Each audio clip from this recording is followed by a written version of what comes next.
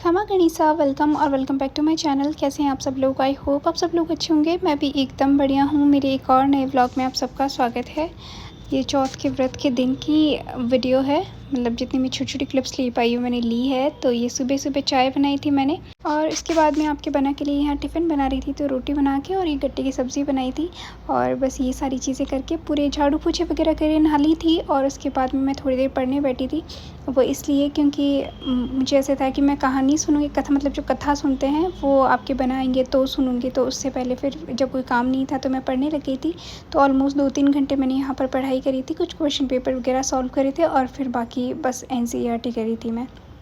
तो यहाँ पर छोटी-छोटी सी मैंने क्लिप ली है।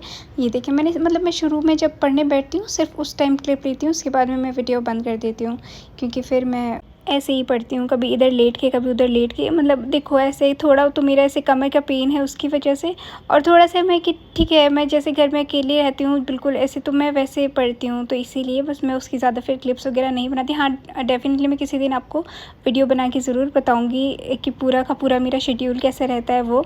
और उसके बाद में ये मैंने गोटा स्टार्ट किया था, मतलब स्टार्ट करके ऑलमोस्ट कंप्लीट होने वाला था, पर कुछ उसमें रह गया था। तो मैं लास्ट में ये अब मैंने बताया था आपको कि घर जाऊंगी, तो उसके लिए ये एक ओढ़नी का बस गोटा रहा था। तो मैंने थोड़ा थोड़ा जब मुझे टाइम मिल रहा था, हालांकि मैं लगा लेती हूँ एक मतलब पौन घंटे में एक ओढ़नी के, लेकिन इसके मैंने ऐसे कि एक दिन एक वाला लगा लिया, फिर छोड़ दिया, रख दिया, ऐसे करके मैं पढ़ने लग जाती। बीच में टाइम मिलता तो मैं इसको करने लग जाती थी। तो ये बस एक कोना बचा हुआ था, तो वही बस पूरा करी थी मैं यहाँ पर। तो ये ओढ़नी का पूरा मैंने गोटा फिनिश किया था, क्योंकि लेकर जाऊँगी मैं इसको। और बस यही सारी चीज़ें, तो छोटी छोटी जो चीज़ें क्लिप्स वगैरह मैं ले रही थी, मैं आपको वो दिखा रही थी। और आपके बना भी आने वाले थे, तो मैं बस यहाँ पर गोटा लगाया था और छोटे मोटे जो काम थे बस वो करे थे।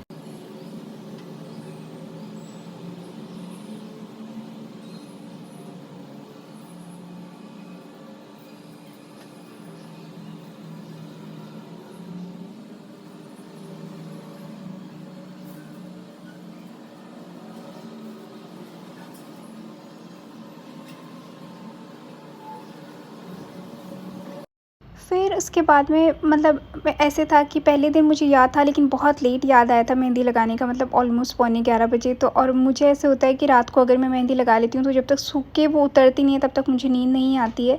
तो फिर मैंने बस एक छोटी सी उंगली पे लगा ली थी उस दिन, तो मतलब रात को तो, और फिर मैंने सोचा मैं कल दिन में लगा लूँगी। तो फिर मैं यहाँ पर सुबह में लगा रही थी यहाँ मेहंदी, मतलब दिन में, क्योंकि मुझे ऐसे नींद नहीं आती है। और फिर मुझे लेट याद आया था, तो मैंने सोचा कि मैं अब लगाऊंगी तो मैं सोऊंगी कब, और सोऊंगी कब, तो मुझे सुबह 4:30 बजे उठना होता है, क्योंकि टिफ़िन वगैरह बनाना होता है। तो मैंने सोचा मैं उठूँगी, तो फिर इसीलिए बस, तो मैं दूसरे दिन लगा रही थी, मतलब चौथ वाले दिन ही ये मैं मेहंदी लगा रही थी। तो बस जैसी मुझे आती है एक हाथ पे तो मैंने लगा ली, एक हाथ पे नहीं लगाई है, क्योंकि दूसरे हाथ पे हालांकि ऐसा नहीं है, लगा लेती हूँ मैं, लेकिन फिर मुझे टाइम भी कम था, और फिर मतलब ये सूखेगी, फिर मुझे कथा भी सुननी थी, तो इसीलिए एक हाथ पे मैंने लगाई थी, एक हाथ पे मैंने नहीं लगाई। और तो यहाँ पे आपके बना के लिए मैंने दही चाट बनाई थी, वो आ गए थे ड्यूटी से, और फिर उन्होंने बस वो थोड़ी सी वो खाई, फिर मैं रेडी हुई थी वो कथा सुनने के लिए। तो यहाँ पर मैं बस तैयार हो रही थी, जितना मैं बेसिकली जितना तैयार होती हूँ। देखो, मेकअप मैं नहीं करती हूँ, ना मेरे यहाँ पे कोई फ़िल्टर वगैरह लगता है, मैं जैसी नेचुरल हूँ मैं बस वही दिखा देती हूँ। और मेकअप मैं कुछ भी नहीं करती, मतलब मैं कुछ भी नहीं लगाती अपने फेस पे। आई नो सब लोग बोलते हैं कि थोड़ा बहुत मेकअप करना चाहिए, ये डार्क स्पॉट छुप जाते हैं, डार्क सर्कल्स छुप जाते हैं, लेकिन जो है नेचुरली वो तो वही रहने वाले हैं, आप कितना छुपाएंगे।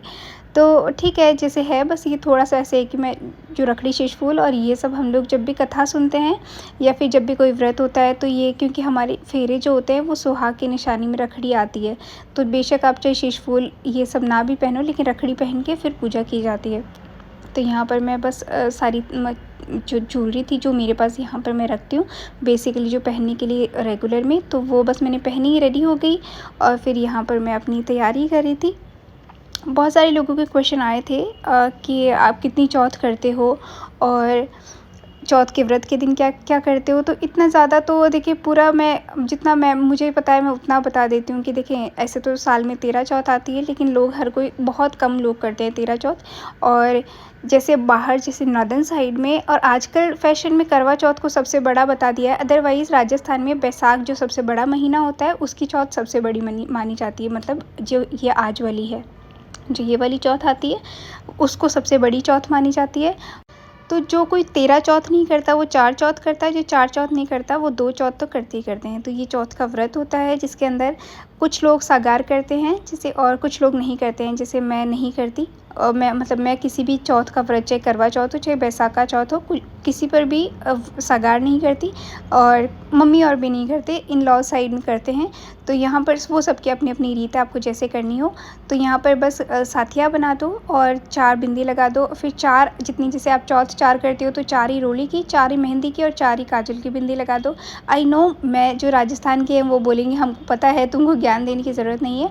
लेकिन जो राजस्थान के बाहर से व्यूअर्स हैं मैं उनको बता रही हूँ। उन लोगों ने मुझसे पूछा था कि कैसे आप पूजा करते हैं और क्या क्या करते हैं वो बता दो। तो बेसिकली देखो, ज़्यादातर जो व्रत होते हैं वो अमर सुहाग के लिए होते हैं, बच्चों के लिए होते हैं और बस हेल्दी लाइफ के लिए होते हैं। तो यहाँ पर भी बस यही कि आप एक लोटे में पानी रख लो और एक में अनाज रख लो। देखो मेरे पास यहाँ गेहूँ बाजरा नहीं होता है क्योंकि मैं नहीं लाती, यहाँ पे डायरेक्ट आटा ही लाते हैं। तो यहाँ पर जो मेरे पास चावल थे मैंने वो रखे थे, उसमें गुड़ रख लो और आपके इस हिसाब से पैसे रख लो। और बस ये सारी, और रोली मोली से टीका निकाल दो, बस इतना गणेश जी को विराजमान कर दो और गुड़ चढ़ा दो। फिर यहाँ पर कथा, मुझे जितनी भी चौथ की कथाएँ हैं वो याद है तो मैं मतलब बोल लेती हूँ। और ये हुंकारा भर लेते हैं, मतलब जब भी आप कथा सुनते हो तो एक आदमी हाँ बोलने वाला चाहिए होता है। और जैसे अभी तो वैसे यूट्यूब हो गया कि चलो यूट्यूब पे आप चला लो, आप खुद हुंकारा भर लो तो वो भी हो जाता है। लेकिन पहले ऐसे होता था जैसे कोई हुंकारा भरने वाला नहीं होता था, जैसे अकेली होती है कोई लेडी तो, और फ़ोन भी नहीं होता है, तो लोटा और चम्मच से, जैसे आप कथा सुनते हो तो लोटा और चम्मच होता है, उस चम्मच से लोटे को बजा दो तो वो हुंकारे की आवाज़ होती है, मतलब एक आवाज़ होनी चाहिए हुंकारे जैसी। तो ऐसा मेरे घर वाले बोलते हैं, मम्मी ऐसे बोलते हैं कि अगर कोई कथा सुनने वाला ना हो या फिर जैसे यूट्यूब ना हो, रिचार्ज ना हो, जो भी आपके पास कोई भी सर्कमस्टांसेस हो, तो अगर कथा सुनने के टाइम हुंकारे भरने वाला ना हो तो आप लोटे और चम्मच से बजा के और अकेले सुन सकते हो। तो ऐसे करके पहली चौथ की कथा होती है और उसके बाद में वो आँखें रख दो, मतलब जो भी आपने दाने लिए हैं वो साइड में रख दो, उससे रात को अर्घ दिया जाता है चाँद को। और फिर विनायक जी की कथा सुनते हैं जिसमें 2 या 4 ले लो दाने, और उससे कथा सुन के अभी दिन में सूर्य को अर्घ दिया जाता है। तो ये विनायक जी की कथा होती है जिसके अंदर गणेश जी की आपको बहुत सारी होती है, आप जितनी भी होती है तो वो आप बोल सकते हैं यहाँ पर कोई भी। तो यहाँ पर मैं इनको ही सुना रही थी। आई नो कुछ लोग, और हाँ कुछ लोग ऐसे बोलते हैं कि आप टीका क्यों निकालते हैं इनके। तो देखो ऐसा नहीं है कि हाँ मोली नहीं बांधनी चाहिए, मोली तो खुद बांधते हैं, लेकिन जब टीका निकालते हैं तो जैसे पहले भी तो राजपूतानियाँ या जो भी क्षत्रानियाँ या जो भी लेडीज़ जिनके हस्बैंड जाते थे लड़ाइयों में या युद्ध में या बाहर कहीं जाते तो टीका निकाल के ही भेजती थी। तो टीका निकालने में तो कोई दिक्कत नहीं होती और टीका निकालते हैं और मूली नहीं बांधते हैं। फिर उसके बाद में मैं नीचे आई थी क्योंकि ऊपर बालकनी से सूरज नहीं दिख रहे थे, तो यहाँ पर मैं ये सूरज को अर्घ देने आई थी। फिर सूरज को अर्घ दे के जो मैंने बताया है, मैंने वीडियोज़ में बताया कि क्या बोलते हैं, तो वो तो मैंने ऑलरेडी बता दिया है। यहाँ पर फिर आप 4 दिशाओं में पगलाग्नि करते हैं और उसके बाद में ये शाम की क्लिप्स है छोटी छोटी, जो मैंने ये छोले तो सुबह के लिए भिगोए थे क्योंकि आपके बना के लिए छोले बनाने थे, और बाकी वो प्रसाद था और ये चूरमा बनाया था, दाल बना दी थी।